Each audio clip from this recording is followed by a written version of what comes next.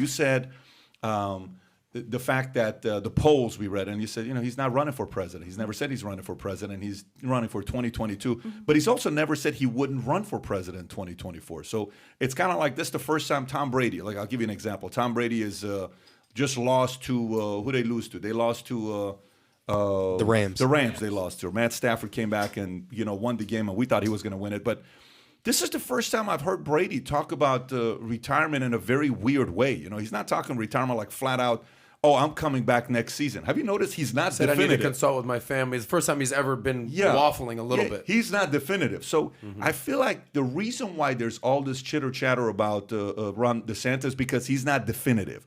His answer has not been, I'm telling you, I'm not running. His answer is, right now, my focus is on being a governor of the state of Florida. That's what Florida needs for us. What would you say to that? I mean, I would say 3 years is an eternity in politics. Like, that's a long ways away. It's never really been asked or expected of any politician to tell you what they're going to be doing in 3 years, And he's being held to, by the media, I think they're intimidated by him in many ways. We're going to get to all this criticism and stuff. But I think he's almost being held to, being elevated by them and being held to that kind of standard that most politicians are not held to. So I would just say, 3 years is a long time in politics, but he has not said anything about running in 2024. I think it's wishful thinking among a lot of conservatives because obviously, looking at what he's done in Florida, a lot of people want that for their states, and that's great. But we are focused on, getting him reelected here. Yeah. There is one guy, I don't know, he lives somewhere in Palm Beach that I don't think he has wishful thinking about DeSantis running. I don't know if you know who I'm talking about. He's been around the block. What's his name? Bit, you know, a good friend of yours, President Donald Trump, who lives at Mar-a-Lago, which it seems like there's some back and forth going on right now with the conversations between the two of them. The media, obviously needs stories to build up. We know that at the same time, that's what it is. But also at the same time, Trump just came up straight out and he said there's some governors out there when they're asked about boosters, they're not given the real answer, even though they took the booster, they took vaccine, they don't want to give the answers. I gave the answer about the booster, and it was kind of, insinuating maybe that's Governor DeSantis because the interview with DeSantis when he was asked about the booster, it wasn't a direct answer. You don't see any friction going on between Trump and DeSantis today? No, I think, look at Trump's last appearance on Hannity. He gave the exclusive interview to Hannity. Hannity asked directly about this. Hannity's on very good terms with both Trump and DeSantis, who, by the way, are on good terms with each other. President Trump confirmed that. He said, look, we're good friends. We supported each other.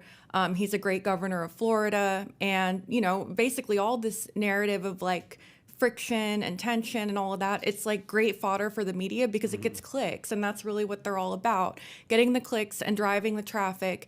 And what better way to do that, especially during that particular week that all this came out? About 2 weeks ago now, it started. That was when Biden's agenda was like crashing and burning. It was when it became clear that their voting legislation is not going to pass. Their Build Back Better is kind of dead on arrival.